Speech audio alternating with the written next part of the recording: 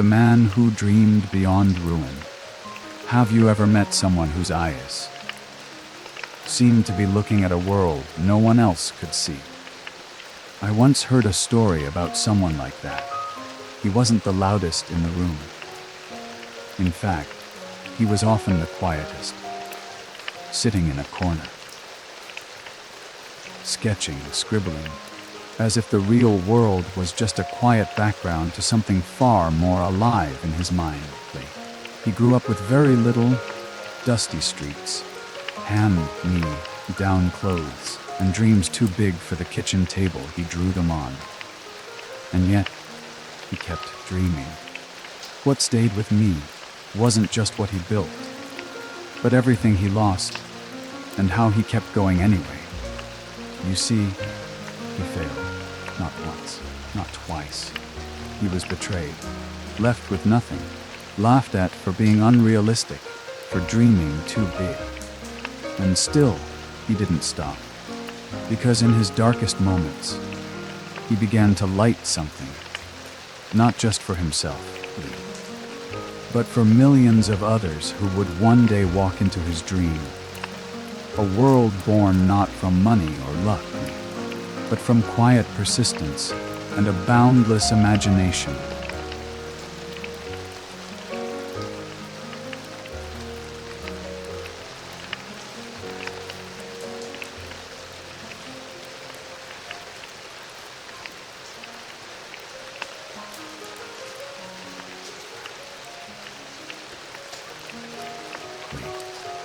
The first sketches in a wooden house I once passed through a small town in the American Midwest, a place with dusty red roads, thin trees standing still in winter, and the sound of distant train whistles that reminded you the world outside was still moving.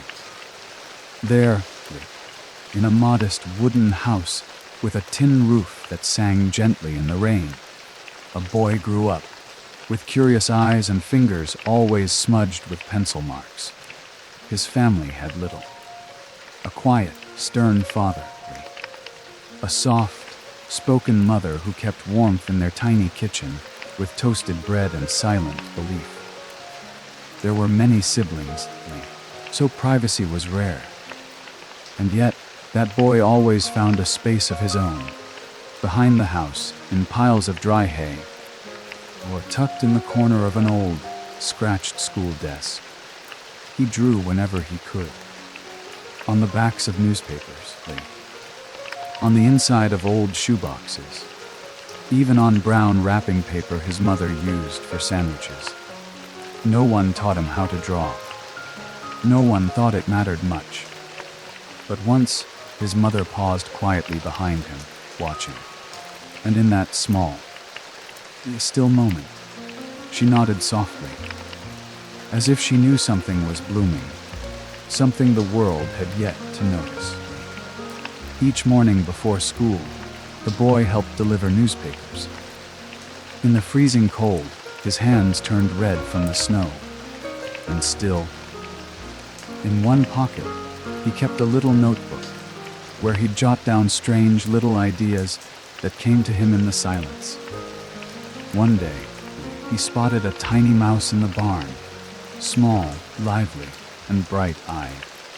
Instead of being scared, he simply watched. Then he drew, and soon, he imagined a whole story around the little mouse, mischievous, kind, and brave. Years later, the world would come to know that mouse by a very familiar name.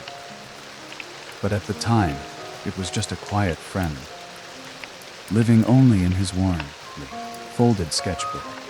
His childhood was anything but easy. No fancy toys, no vacations. Just one thing that never left him, imagination. And I believe maybe that's what saved him. In a world that often felt too hard, too loud, too real, he chose to dream. Every drawing, every story he made, was his way of reminding himself, no matter what today looks like, I can always imagine a place that's kinder. And maybe, deep down, That's what we all once longed for too. A quiet world of our own, built from pencil lines and wonder.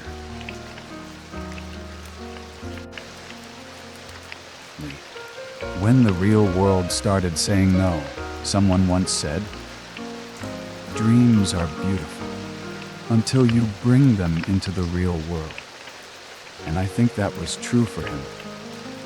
The boy who once needed nothing more than a pencil and a daydream. But he grew up, and like many others, he eventually left home, carrying an old suitcase and a few coins in his coat pocket. The first city he arrived in didn't greet him with lights.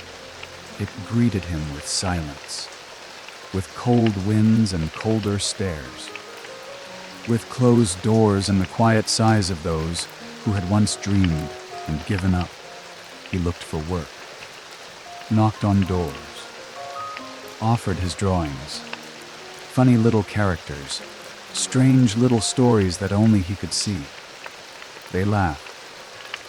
Kids won't care about this. No one's paying for silly things like that. You should be more realistic. He heard it over and over, so many times, it started to echo in his own mind. And for a while, maybe, he started to believe them. He lived in a small room beneath the roof, where the walls cracked and the wind slipped in like doubt. Some nights, he couldn't sleep at all. One day, he had to choose between buying a loaf of bread or more drawing paper. And you know what?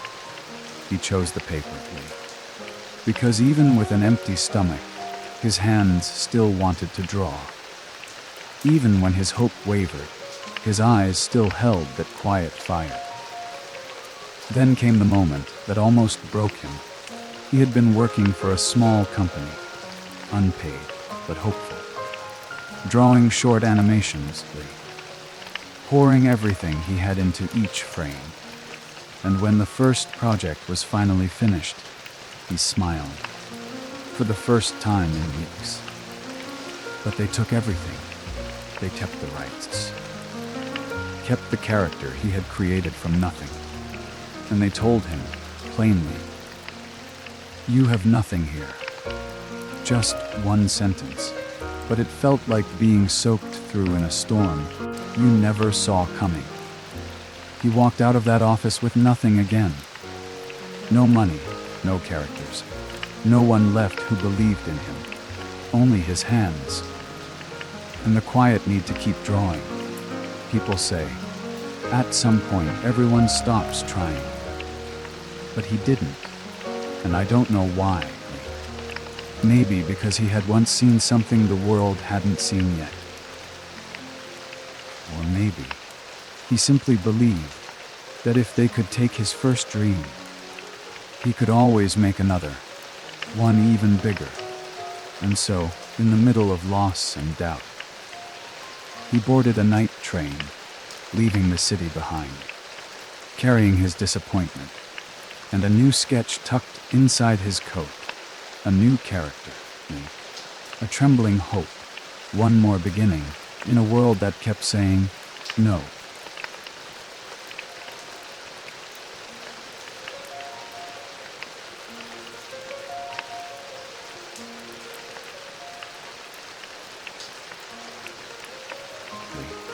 A mouse, a wooden desk, and a second dream. The room where he began again had nothing special about it. Thin walls, a creaky floor, and an old wooden desk pressed against a dusty little window. Outside, the afternoon sun filtered in with a soft gold, the kind of light that doesn't demand to be seen, but gently touches everything it reaches. Most people think great things begin in grand places, gently, but I believe one of the biggest dreams the world has ever known was born right there, on that small desk, with one pencil, one blank sheet, and a mouse, not a real one, but a mouse imagined small, clever, full of energy, and quietly brave. He gave it a name, and then he drew it again and again, dancing, smiling, carrying stories only he could see. No one knew about it. There was no audience, no paycheck, no applause. But still, he drew, every day, as if each stroke helped mend something inside him, one line at a time. A friend once asked him, "Why a mouse? Who would ever love a mouse?" He just smiled. To him, it wasn't just a character. It was a survivor, a creature the world disliked, yet one that always found a way to keep going. And maybe he saw himself in it. Eventually, he took a leap. He brought his drawings to a small movie theater, the kind that showed short cartoons before the main film. He didn't have much money, but he had a short animation, created by hand, one frame at a time, with borrowed sound and quiet hope. The theater owner, an older man with sharp eyes, at first said no, then paused, then nodded. And so, the first screening happened. The room dimmed, silence fell, and when that little mouse appeared on screen, hesitant, confidently, full of life, a soft laugh rippled through the crowd. Not loud, not wild, but real, and for him that sound was everything. Soon after, people began to remember the name. Children smiled when they saw it. Adults softened. He started a tiny studio, not glamorously. Just a few people who believed. And in the center of it all was a man in a worn shirt, still sitting at his wooden desk, still drawing by hand. But this time, he was no longer alone. And this time, his dream had shape.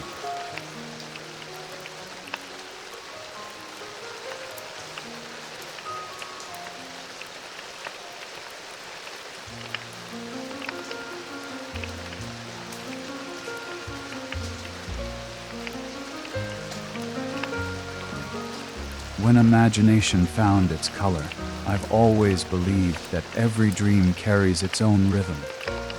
At first, it whispers, hesitant and small. Then, slowly, it begins to sing in color, if the dreamer stays with it long enough. For him, that color came from a quiet question.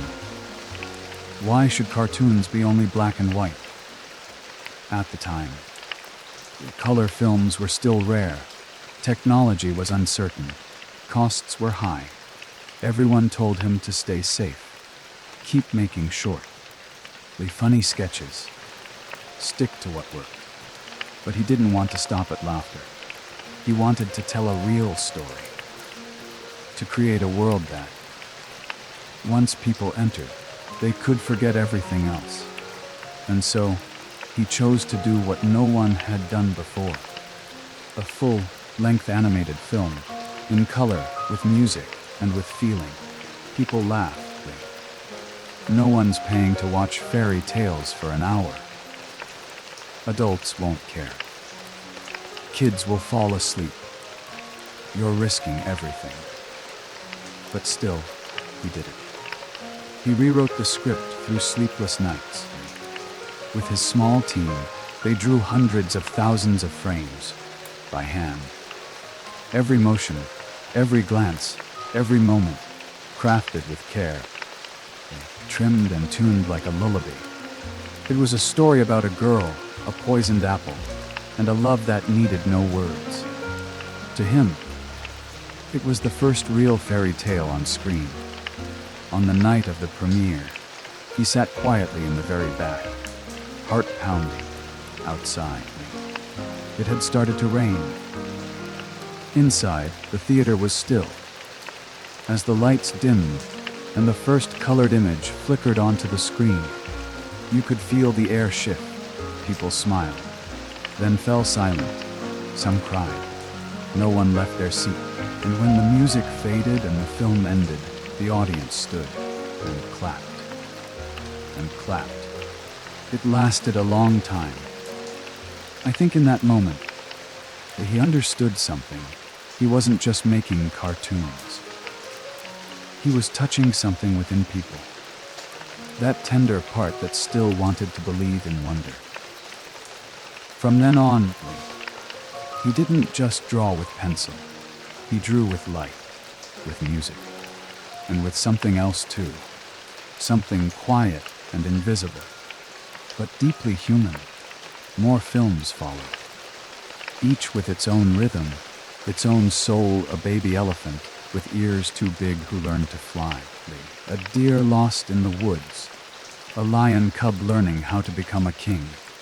Whatever the story, they were all born from the same belief, that inside each of us, there is still a small child, waiting for a story to come and hold them gently. People talk about his success in numbers, awards, revenue, global reach. But that's not what I remember. I remember how I felt leaving that theater. Like something had been handed back to me. Like childhood wasn't gone, just resting in a quiet corner of my heart. And I know I wasn't the only one who felt that way.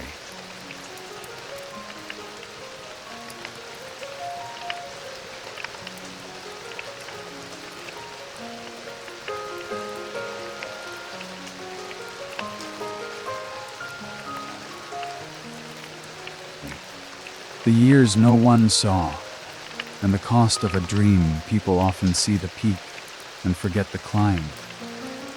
They see the lights, the applause, the smiling cartoon characters waving on the big screen. But they don't see the nights he sat alone, in a room where the lamp burned quietly through till morning. Success is a lovely thing, but it always whispers back, hold on tight, there will be a price. As the studio grew, so did the wait. It wasn't just a few friends drawing anymore. It was hundreds of employees, budgets, contracts, numbers and deadlines that didn't care about dreams. He was a storyteller, first and always. But now, he had to become something else too. A manager, a decision maker, a man who had to balance art with survival.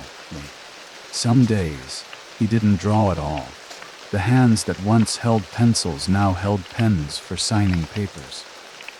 He missed his old desk, missed the sound of sketching, missed the peace of a time when he had nothing, but still felt free. And then, the dream began to crack. One big project failed. Debts piled up. People started to doubt. Newspapers called him outdated. Some partners walked away. Investors grew cold.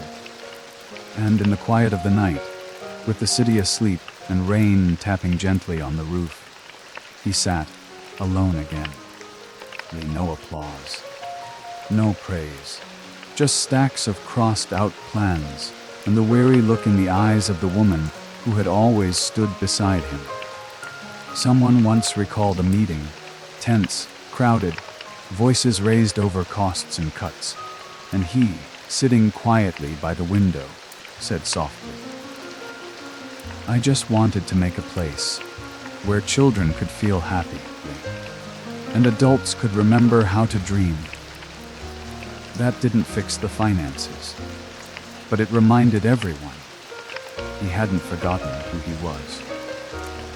Even when the world told him to shrink, to doubt, to compromise, he still chose to believe that if a dream was kind enough, it would find its way back. And so he began again, quietly, with a new page, not a character this time, not a film, but a place, a real one. A place where children could ride trains through fairy tales, where they could meet ducks that talked, princesses who sang, dogs that waited on every corner, a place where grown-ups, even the tired, guarded ones, could laugh again, could soften, they could remember. He called it his final dream, not because it would end, but because it was the one that would live on, long after he was gone. A dream made real, and the magic of real footsteps.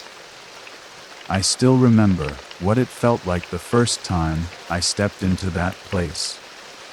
Not because of the rides, not because of the music or the colors, but because something there was quiet, deep, like the whole place was whispering.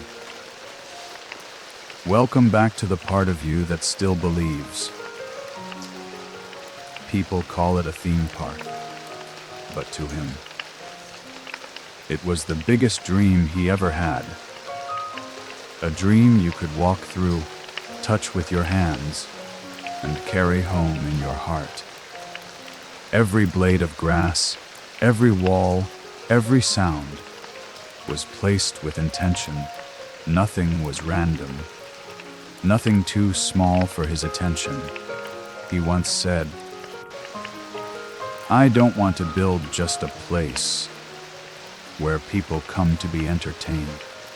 I want to build a world where people feel understood, safe, and free to believe again." And somehow he did. I've seen fathers carrying sleepy children under glowing lights. I've seen elderly couples holding hands, smiling like it was their first date. I've seen strangers standing still, just breathing in the feeling of being somewhere gentle. That park wasn't just a place to go. It was a place to return to the younger version of yourself, the one who still dared to feel joy. It wasn't about architecture. It was the result of years of quiet imagination, weathered by failure, shaped by hope, held together by something no storm could break. Every little corner was a memory. Every train was a piece of his childhood. Even the artificial rivers had stories behind them. Someone once asked, "What made you believe in this dream after all you lost?" And he said, "Because I believe. Everyone needs a place to believe in something good." On opening day, he didn't stand on the stage. He didn't give a grand speech. He stood in the back, watching the faces. Children, adults, strangers, believers, all walking through something that once lived only in his mind. And in that moment, he didn't need applause. He knew. He had built something real. The dream didn't stop when the ribbon was cut. It grew. It traveled. From a sketch on a napkin to a place where millions now laugh, cry, remember, and begin again.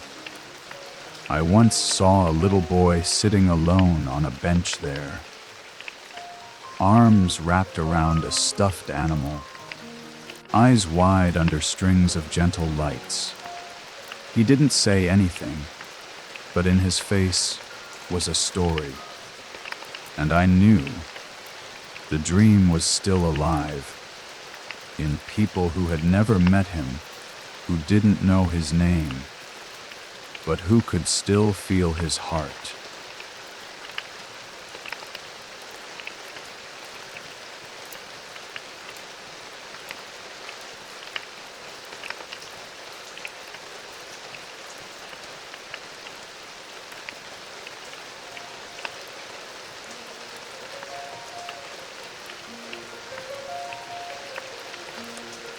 A dream with no ending, and the legacy of persistence.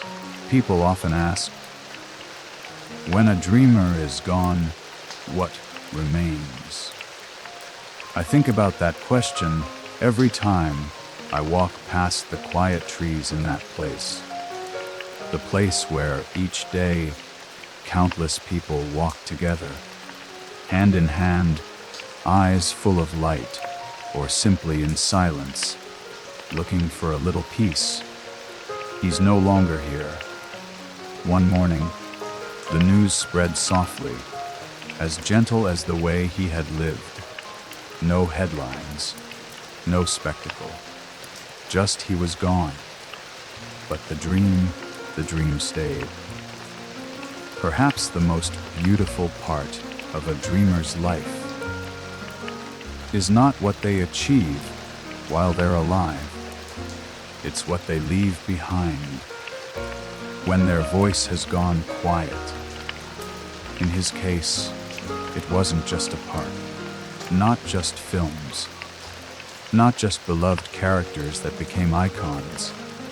It was something invisible: persistence, imagination, and the quiet courage to fail and begin again.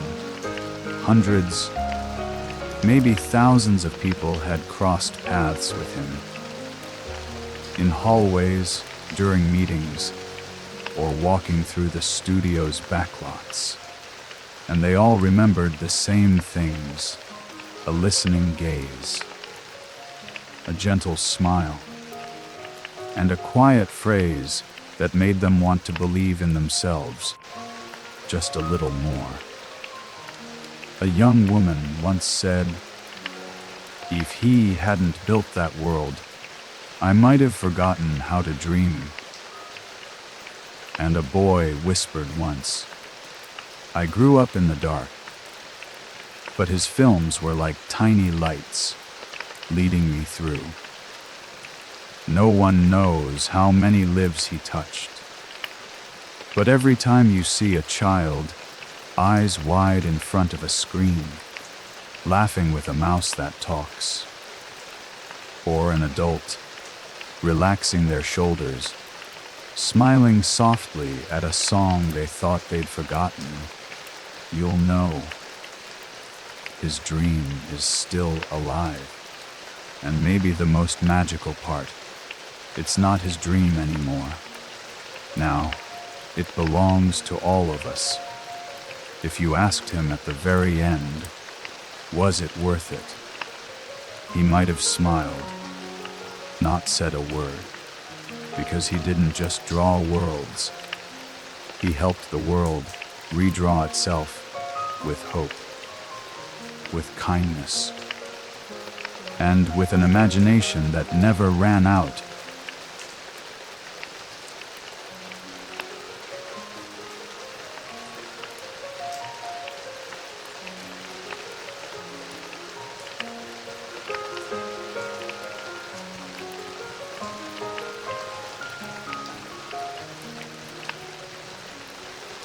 We all carry a small dream inside us. Do you remember? The boy who drew on the back of an old newspaper leaf. The man who stood in the shadows of a theater, smiling quietly as people laughed for the first time in days. Or the eyes, watching from afar, as the first child stepped into a dream. It was all the same man. A man who once dreamed when no one believed. Who lost everything more than once. Who was told to quit, to grow up, to stop being foolish. And yet, he kept going.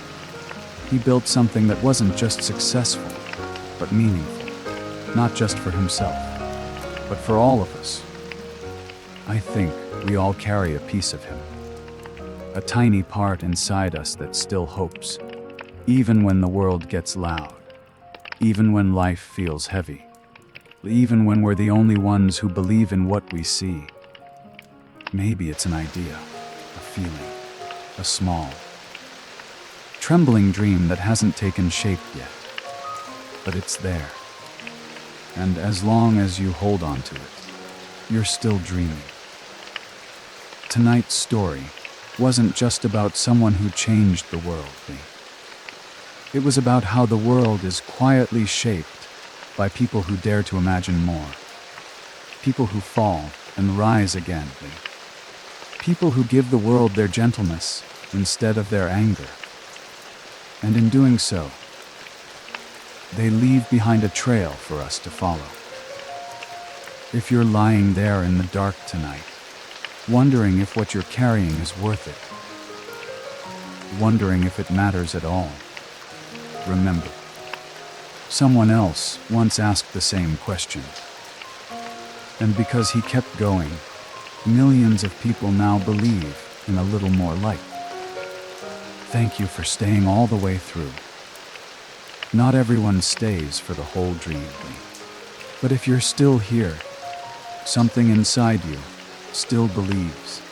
And maybe that's enough, so sleep well. The dream is still waiting, right where you left it.